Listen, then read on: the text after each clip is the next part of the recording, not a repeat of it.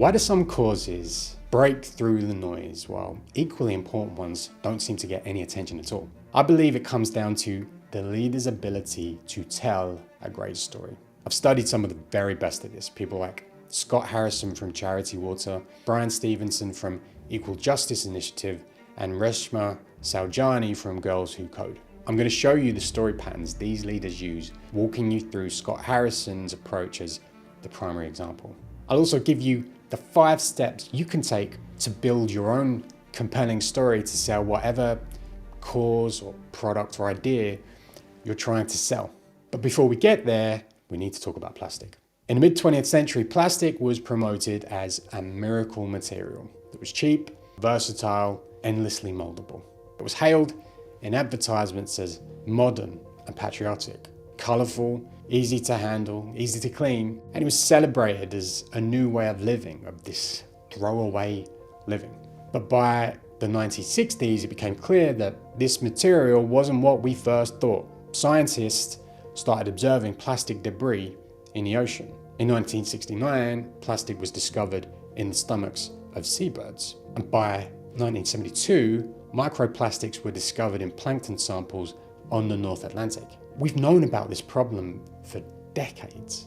Researchers and journalists raised alarms from the 1960s onwards through academic papers and reports. Campaigners organised awareness campaigns highlighting the need for individuals to recycle and to change buying behaviours. But mainstream audiences, they didn't connect with the warnings. Plastic had become part of modern life. Nobody listened, relatively speaking. People didn't care about facts or figures, and few of us liked to be lectured to. So plastic production grew, unchecked, from a few million tons in the 1950s to 460 million in 2019. Today though, the direction of travel is changing, at least from an awareness perspective. Plastic is still a global problem, but it's a problem we're beginning to tackle. So what changed?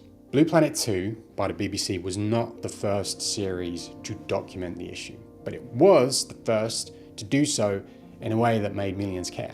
Instead of opening with the crisis, Blue Planet spent 6 episodes building emotional bonds with ocean creatures, octopus, turtles, seals, inviting audiences to fall in love with the characters. Only in the final episode, number 7, did it reveal the devastating impact of plastic pollution. Turtles tangled in bags, seabirds feeding plastic to chicks. We could see the impact these plastics were having on characters we'd grown to love over the past 6 episodes. As a result, Google searches for plastic pollution and ocean plastic spiked on the exact days those episodes aired. Media coverage of plastics jumped from 93 articles in 2017 to 502 in 2018. Mentions in Parliament rose from 22 in 2016 to 46 in 2017 to 184 in 2018. The surge in awareness was so dramatic that academics coined a name for it, the Blue Planet effect, and that awareness turned into action. The UK government subsequently and immediately banned items like cotton wool buds and plastic straws. Businesses and corporations changed. The BBC announced a corporation-wide ban on single-use plastic, things like cups and cutlery and containers. Supermarkets like Waitrose launched unpacked refill stores, citing Blue Planet 2 as the inspiration. For decades, scientists and campaigners had data and directives, but facts and lectures don't move people, stories do.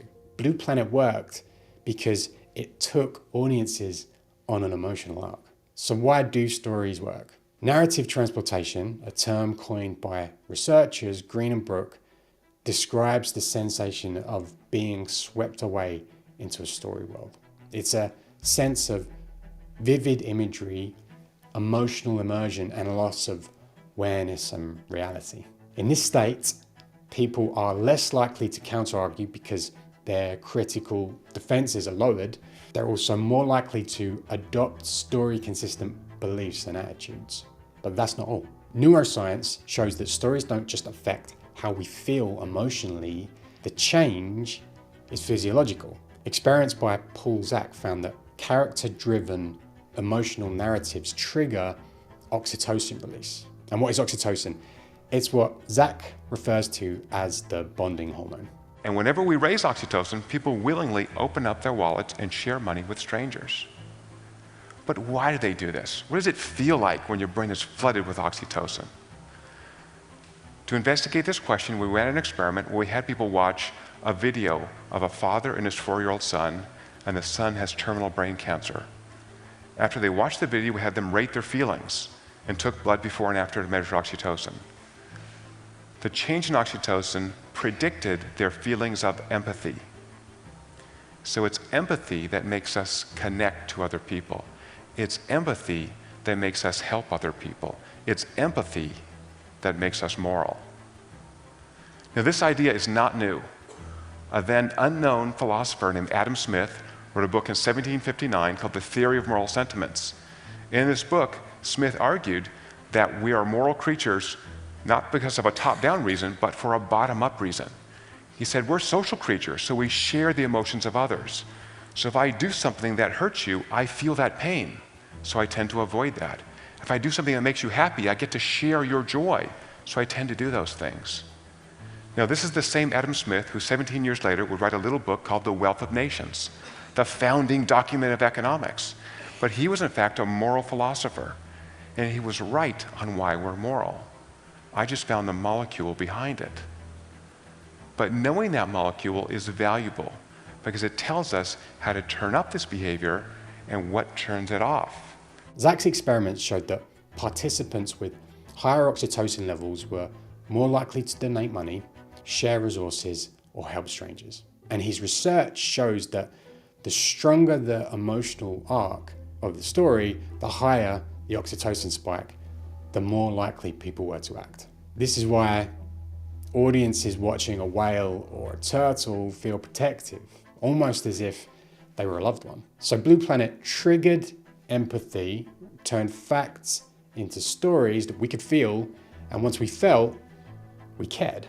Now, Blue Planet was 4 years in production, more than 6,000 hours of underwater footage from 4,000 dives, right? It had a core production team of 25 people. So it was a group effort to make the show. But as with all successful causes, it needed a single unifying voice to act as storyteller and figurehead, David Attenborough. And after Blue Planet aired, Attenborough carried the story with him. At Glastonbury Festival 2019, he opened with a montage from Blue Planet 2 and delivered a call to action. At COP26 in Glasgow 2021, he addressed world leaders with a stark warning that the stability we all depend on is breaking. And across countless stages worldwide, he lent moral authority and trust to the story. He's still traveling around the world speaking on the stage on the subject at the age of 99. And this brings us back full circle because every cause has a figurehead who tells a story. Those people I referenced at the beginning of this video, that's exactly what they were. Your cause, your idea or business, it needs the same if it's to have the maximum impact it's capable of. Figurehead, a unifying voice. But here's what Attenborough and Blue Planet didn't do, and it's important to make this point here. It didn't tell the hero's journey. My guess is when we talk about great storytelling, maybe you immediately associate that with the hero's journey. The structure was popularized in the 1970s by George Lucas when he referenced Joseph Campbell's work as inspiration for the Star Wars storyline. And it's since become shorthand in popular business books as story. But those stories that successfully use this structure, they're all works of fiction with fictional characters, fictional worlds, and fictional monsters.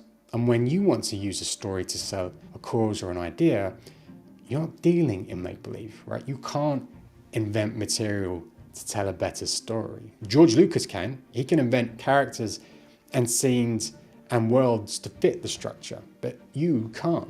Those masterful storytellers I mentioned earlier, people like Brian Stevenson, they're masterful storytellers and they don't tell their hero's journey. They follow the patterns of non-fiction narrative instead. So think Malcolm Gladwell and Michael Lewis rather than Steven Spielberg. So how do you tell this type of story that pulls people in? That's what I want to share with you now. I've broken it into 5 steps. And I'm going to share those steps using Scott Harrison of Charity Water as an example. Number 1 is moment of reflection. Ira Glass and This American Life pioneered the narrative structure that defines modern podcasting. Forward-moving plot combined with emotional insights leading listeners to moments of deeper understanding. He is a master at storytelling, and he breaks narrative nonfiction into building blocks. One of those core building blocks is the moment of reflection. The moment of reflection is the whole point of telling the story in question in the first place. It answers why the story matters and why the audience should care.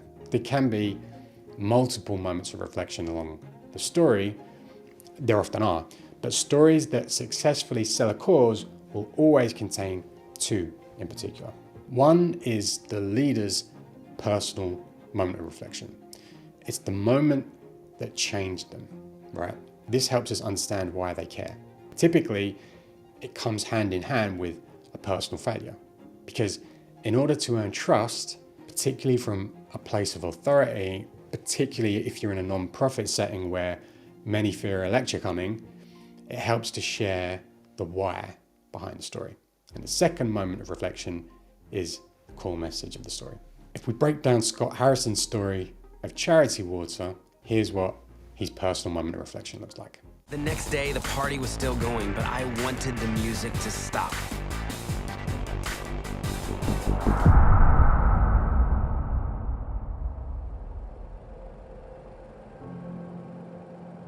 I realized I was spiritually bankrupt, I was emotionally bankrupt, I was certainly morally bankrupt. I tried to find my way back to a very lost faith. I wanted things to be different. I left nightlife, sold almost everything I owned, and decided to take 1 year off to try serving others instead of myself. This moment of reflection is what spurs him to travel to Liberia and make his first discovery in the context of Charity Water. Then later in the story, we have the core message that dirty water is responsible for more death in the world than all forms of violence, including war. Now, we need to bring the audience along on a journey with us so that they naturally arrive at these moments of reflection themselves. That's what makes the moments aha moments rather than just simply lectures. And we do that with number 2, beats. Beats are what you'd think of as story. They're movie scenes. One leads to the next, leads to the next. And this is where you tell your personal journey, not your hero's journey, but the one of how you arrived at the moment of reflection. Ira Glass refers to this as the shape of a story, where you're throwing out questions to keep people watching or listening and then answering them along the way. Matt Stone and Trey Parker, the South Park creators, call these beats. Each individual scene has to work as a kind of funny sketch. You don't want one scene that's just like, well, what was the point of that scene? We've found out this really simple rule that maybe you guys have all heard before, but it took us a long time to learn it. But we can take these beats, which are basically the beats of your outline, and if the words "and then" belong between those beats, you're f***ed, basically. You got something pretty boring. What should happen between every beat that you've written down is either the word "therefore" or "but," right? So what I'm saying is that you come up with an idea and it's like, okay, this happens, right? And then this happens. No, it should be this happens and therefore this happens. But this happens, therefore this happens. And that, as soon as we are able to, and literally sometimes we'll write it out to make sure we're doing it. We'll have our beats and we'll say, okay, this happened, but then this happens, and that affects this, and that does to that, and that's why you get a show that feels like, okay, this to that, to this to that, but this, here's the complication, to that. For nonfiction, I'd add to but and therefore that you can connect beats with because or which raises the question. Here's how it plays out in Scott Harrison's example. I grew up in suburbia, and this was my house. My dad was a businessman, and my mom was a writer. They loved each other, and they loved me. We were a happy family.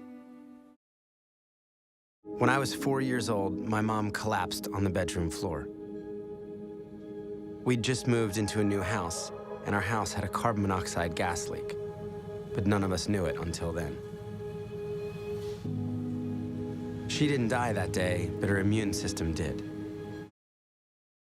After the poisoning, our roles reversed, and I began to take care of her. As the only child, I had to be a good one. I learned to cook, do laundry, and take care of the house. I was a good Christian kid who played piano in church and wanted to be a doctor when I grew up to help sick people like her. Until I turned 18.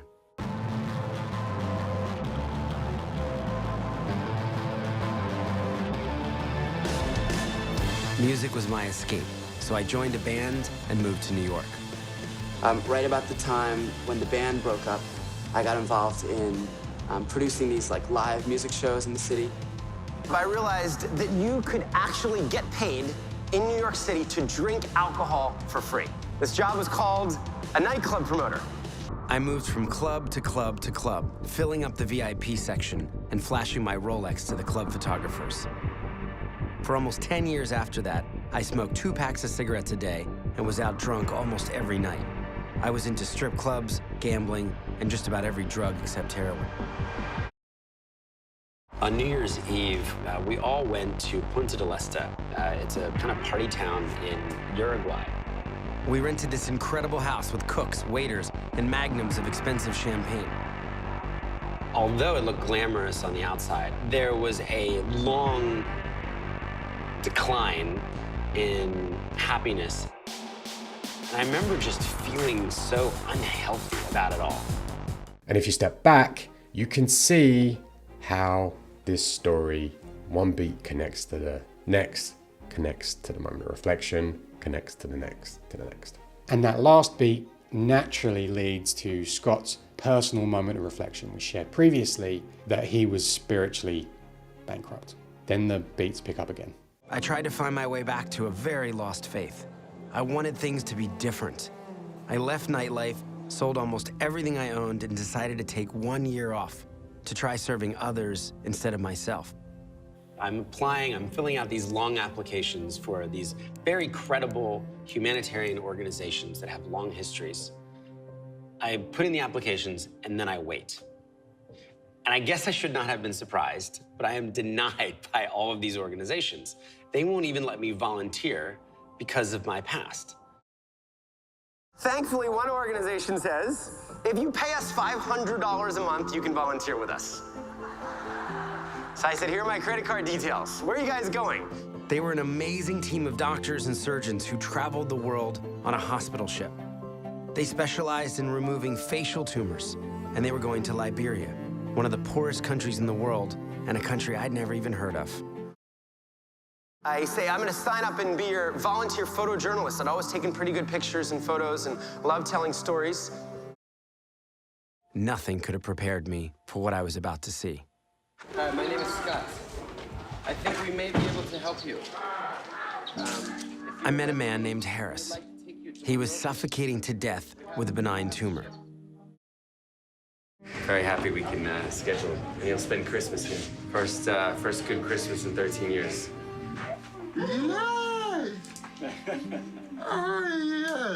A couple weeks later, I got to take Harris back home to his village with an entirely new face, ready to start a new life. There was one day when more than 5,000 sick people came to see our doctors. Some of them had walked for more than a month. But there were too many of them, and we just didn't have enough doctors. I remember holding my camera, crying. We had to turn thousands away.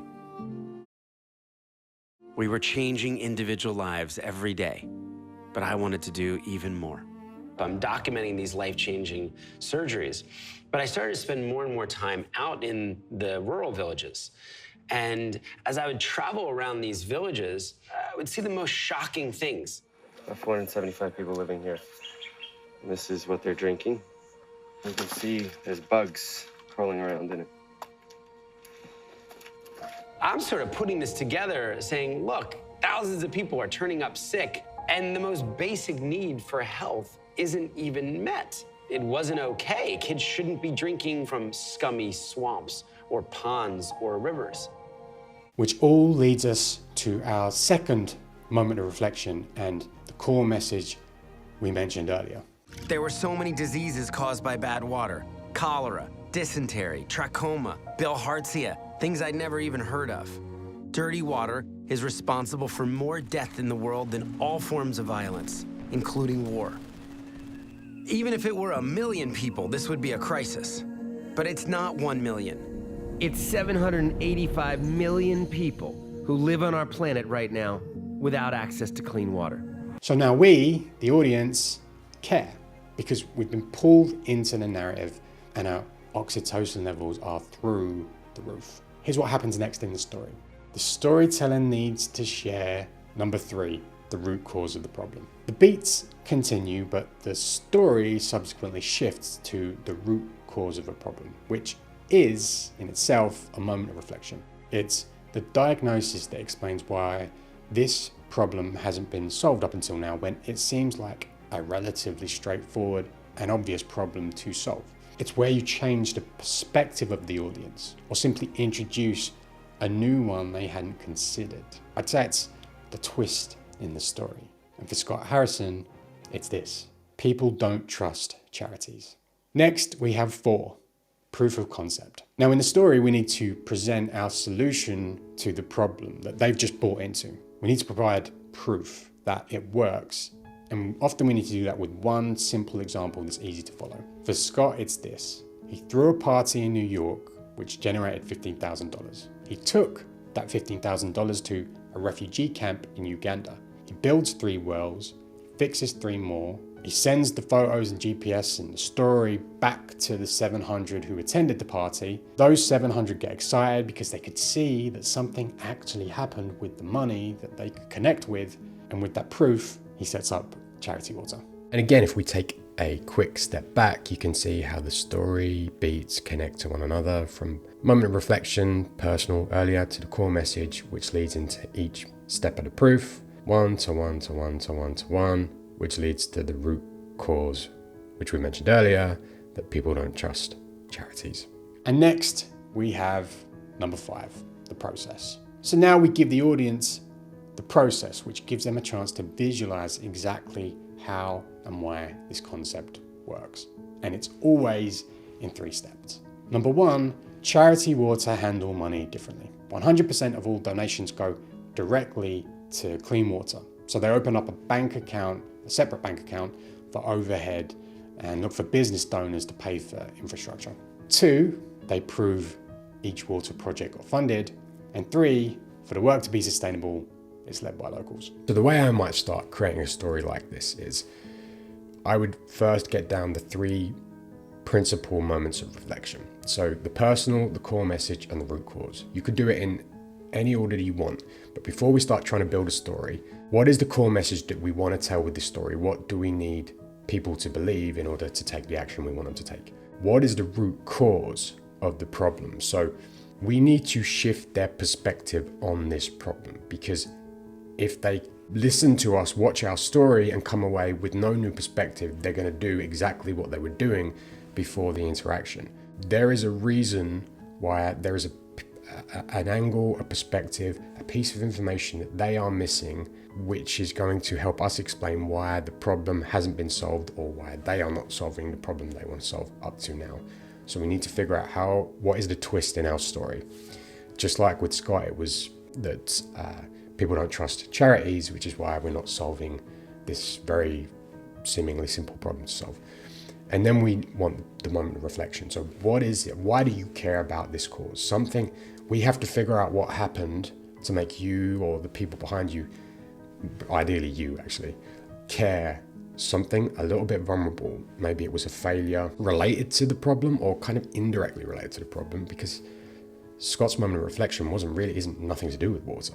It's a moment of vulnerability that he shares that helps us understand how he came to care about the cause. Once we have those 3, and maybe we have more moments of reflection, but we'll have the core 3, then you could start collecting beats and stories. What are the stories that kind of tie in around all these things? Could be stories, could be data, could be your personal stories, could be stories from elsewhere that may form part of our story that we want to create. And then we start figuring, okay, which of these might get us from here to here, with a therefore, a because, or a which led me to question, for example, or a but then. So then we start adding beats and seeing if we can move them around. And then, it becomes clear that that can be a therefore, and that can be a because. We're not going to use that one. That one goes there, and we're just kind of shifting things around. And we do the same with process. So there's a process that you work with. It's only going to be 3 things that help the viewer understand how you solve the problem. And the same with the proof is that you're going to give us one example of how your solution, you've sold us on the diagnostic. So now you're going to show us, well, what's your solution? Prove that what you've told us is the problem and you know how to solve it. Piece at a time, you get things down and it becomes apparent what you're going to use and what connects to what. I started with the question, why do some causes break through the noise while equally important ones don't get any attention? The answer comes down to one person within your organization or business willing to step up as the unifying voice. Someone with the courage to share their personal moment of reflection, show some vulnerability to help audiences understand why they care. You develop one core message supported by a root cause of the problem, and you document individual stories, beats that transport the audience into your world, allowing them to see what you see and take the action that you're calling for. That's effective storytelling, and it's how you turn a cause into a movement.